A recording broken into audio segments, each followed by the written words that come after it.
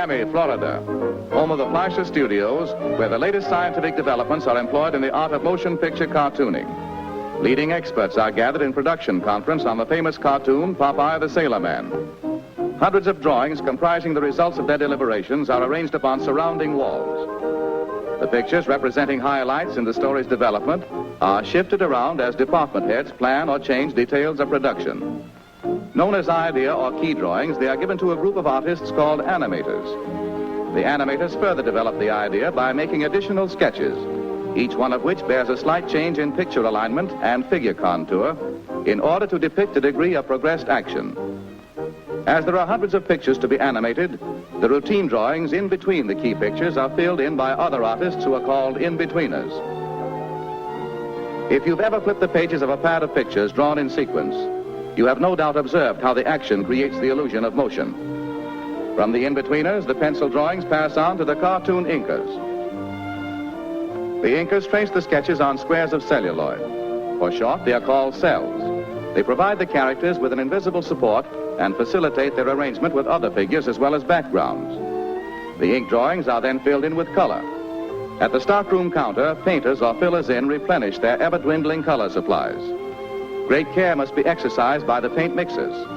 As a large group of painters are currently working with the same colors, the shades that all are using must match perfectly. Any variance in color will be noticeable on the screen. In filling in the outlines, the figures are reversed as the paint is applied, so the cells, when placed before the camera to be photographed, will present a smooth, glossy surface with no suggestion of paint or brush lines. Now the characters must be provided with a fitting environment. In this department, settings are designed and decorated by artists whose work is just as important and perhaps more complicated than figure animation. It also entails a similar degree of repetition. These artists supply landscapes, street scenes, buildings, exteriors and interiors, as well as furnishings. They must be adept at creating the illusions of wind-blown clouds, waving palm trees, rolling seas, moving vehicles, and other effects that suggest activity.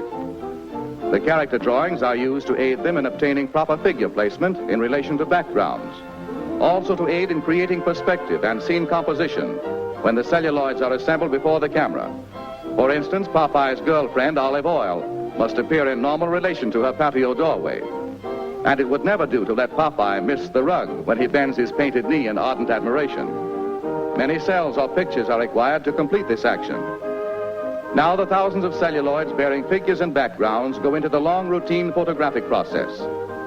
All departments of the studio are supervised by Max Fleischer, veteran cartoonist. In bringing the spinach-inspired seagoing strongman to the screen, he is known as Popeye's Filmland Papa. One at a time, each drawing is placed in a holder, and a single exposure is made on film. Upon this new apparatus, actual scenes are constructed to convey the idea of depth and to permit the movement of backgrounds. For instance, many drawings of this bird must be photographed, each one with the wings and other lines of body contour in slightly changed positions.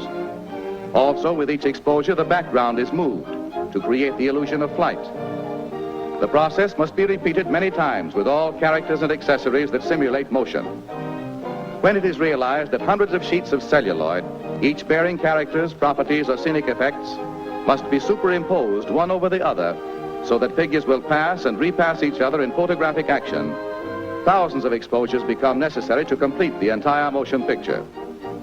The production of film cartoons is long on routine and heavy with detail and requires considerable special equipment. The groups of pictures for each exposure are held in place by chromium register pins, and the holder is adjusted to the camera by heavy iron arms that lock in mesh. Beginning with one sustained picture, note how this series of pictures flashed on the screen up to the rate of 24 per second speeds the action.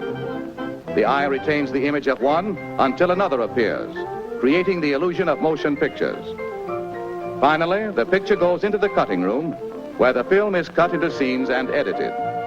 Voices are then recorded on the film, and department heads put Popeye through a preview.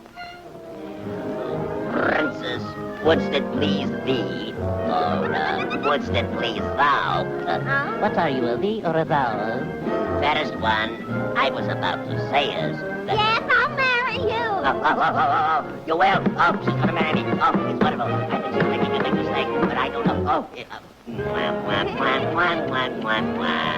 I go.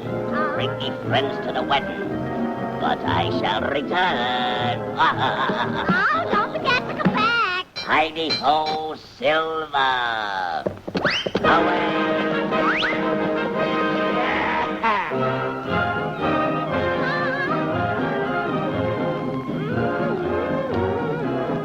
Oh, dear. Thus, through popular science and out of the inkwell illusion becomes fantastic screen entertainment.